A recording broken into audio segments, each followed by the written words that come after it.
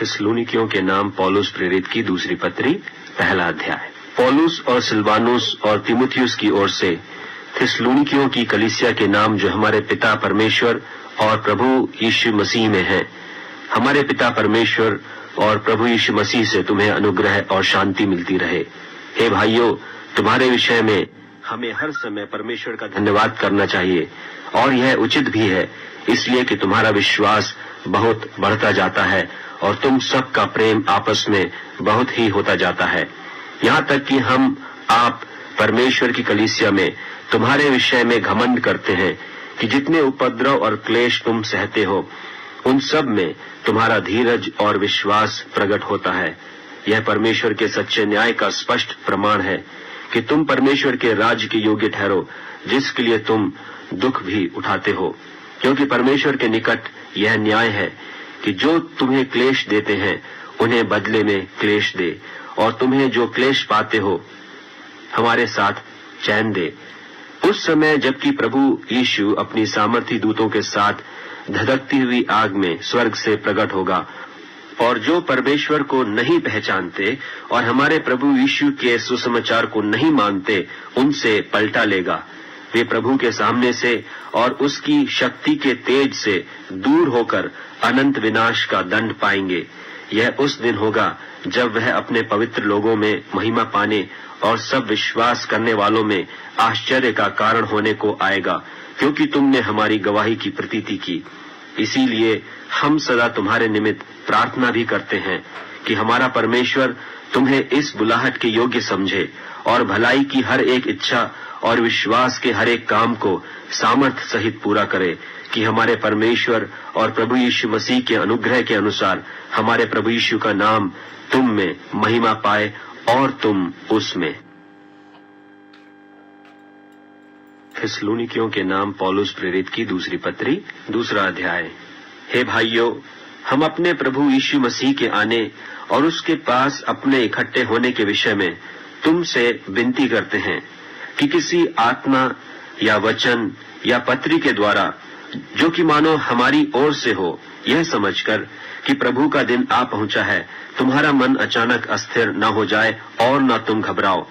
किसी रीति से किसी के धोखे में न आना, क्योंकि वह दिन न आएगा जब तक धर्म का त्याग न हो ले और वह पाप का पुरुष अर्थात विनाश का पुत्र प्रकट न हो, जो विरोध करता है और हर एक से जो परमेश्वर या पूज्य कहलाता है अपने आप को बड़ा ठहराता है, यहाँ तक कि वह परमेश्वर के मंदिर में बैठकर अपने आप को परमेश्वर प्रकट करता है। क्या तुम्हें स्मरण नहीं कि जब मैं तुम्हारे यहाँ था तो तुमसे ये बातें कहा करता था, और अब तुम उस वस्तु को जानते हो जो उसे रोक रही है कि वह अपने ही समय में प्रकट हो, क्योंकि अधर्म का भेद अब भी कार्य करता जाता है, पर अभी एक रोकने वाला है, और जब तक वह दूर न हो जाए वह रोके रहेगा। तब वह अधर्मी प्रकट होगा, जिसे प्रभु यीशु अपने मुंह की फूंक से मार डालेगा और अपने आगमन के तेज से भस्म करेगा। उस अधर्मी का आना शैतान के कार्य के अनुसार सब प्रकार की झूठी सामर्थ और चिन्ह और अद्भुत काम के साथ और नाश होने वालों के लिए अधर्म के सब प्रकार के धोखे के साथ होगा, क्योंकि उन्होंने सत्य के प्रेम को ग्रहण नहीं किया जिससे उनका उद्धार होता।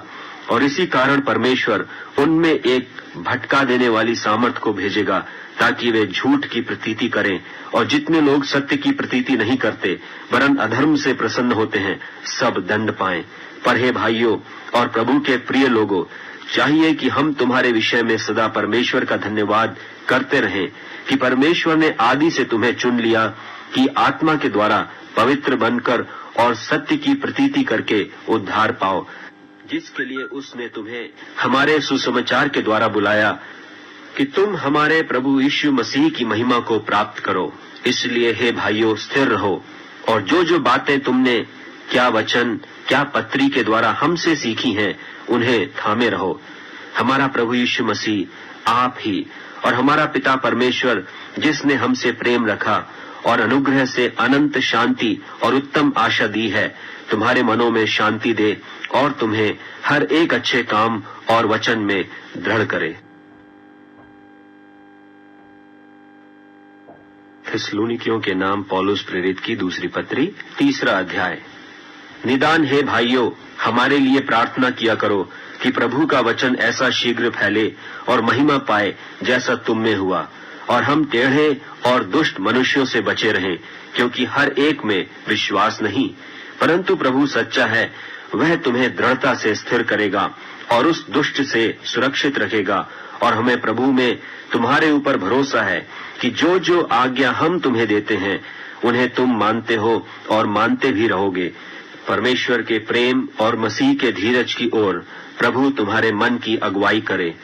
हे भाइयों, हम तुम्हें अपने प्रभु यीशु मसीह के नाम से आज्ञा देते हैं कि हर एक ऐसे भाई से अलग रहो जो अनुचित चाल चलता और जो शिक्षा उसने हमसे पाई उसके अनुसार नहीं करता, क्योंकि तुम आप जानते हो कि किस रीति से हमारी सी चाल चलनी चाहिए, क्योंकि हम तुम्हारे बीच में अनुचित चाल न चले और किसी की रोटी सेहत में न खाई, पर परिश्रम और कष्ट से रात दिन काम धंधा करते थे कि तुम में से किसी पर भार न हो।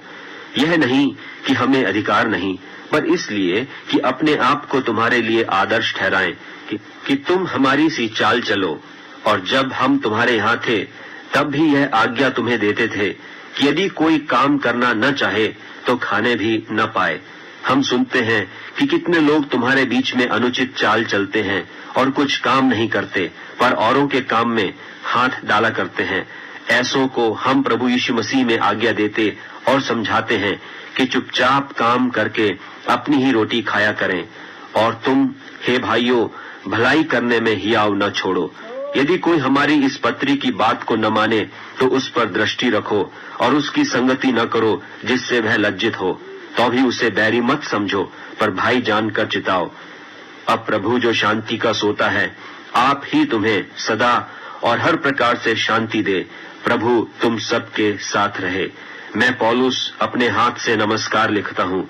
हर पत्री में मेरा यही चिन्ह है। मैं इसी प्रकार से लिखता हूँ। हमारे प्रभु यीशु मसीह का अनुग्रह तुम सब पर होता रहे।